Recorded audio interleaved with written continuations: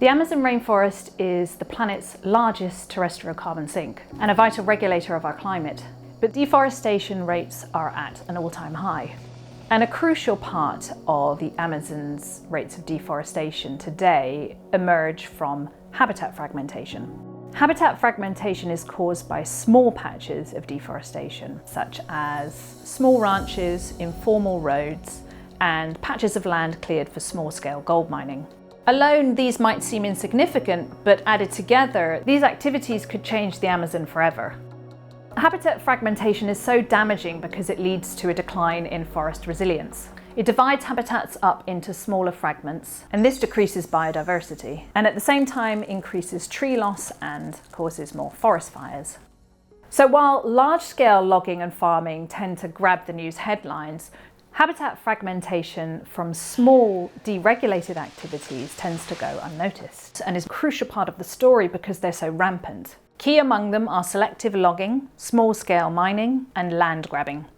But it's important to recognise that this isn't just about chainsaws and bulldozers. It's about the hidden infrastructures that enable these small-scale activities to function. This could include roads that connect mining sites to markets, smugglers' routes supplying fuel for heavy machinery, or the practice of harnessing legal ambiguities so that these deregulated activities can continue unnoticed. It's all part of a large system, a web that links loggers, miners, land grabbers, and smugglers, and is happening right in the heart of the Amazon, often far from any formal state infrastructure, making it really hard to monitor and control. I refer to these as incursion economies because they are illegal economic underworlds that profit from the invasion of the global margins. We're focusing on a specific region in Amazonia, at the border region between Peru, Bolivia and Brazil, where all of this is happening and causing particularly high rates of destruction. Our team will be mapping these incursion economies, getting to the root of how these small-scale extractive activities are connected. But we're also learning what drives people to destroy the forest, specifically how they navigate, plan and structure these incursion economies.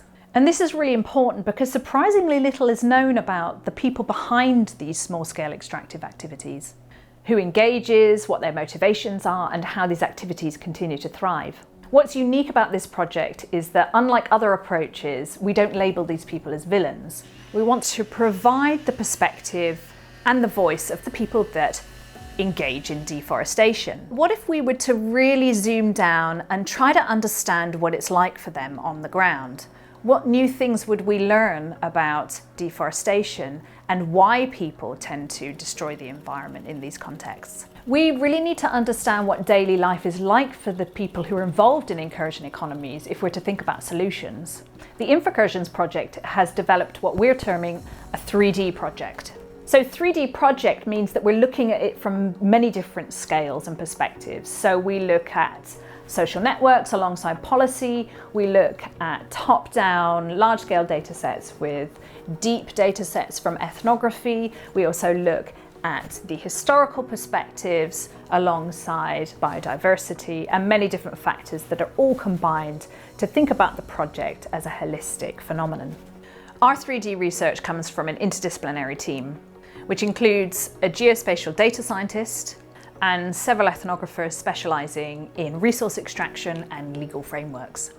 Together, we integrate our macro and micro data sets to tell a story at multiple scales. What I'm really excited about is the potentials for this project moving forwards. We have data sets that we're going to put on our website that other people can use for their own research and also contribute to beyond the lifetime of the project. We need big 3D multi-scalar solutions to understand how all the parts of the story fit together. Only then can we start to protect these vulnerable ecosystems that are crucial to the well-being of everyone on the planet.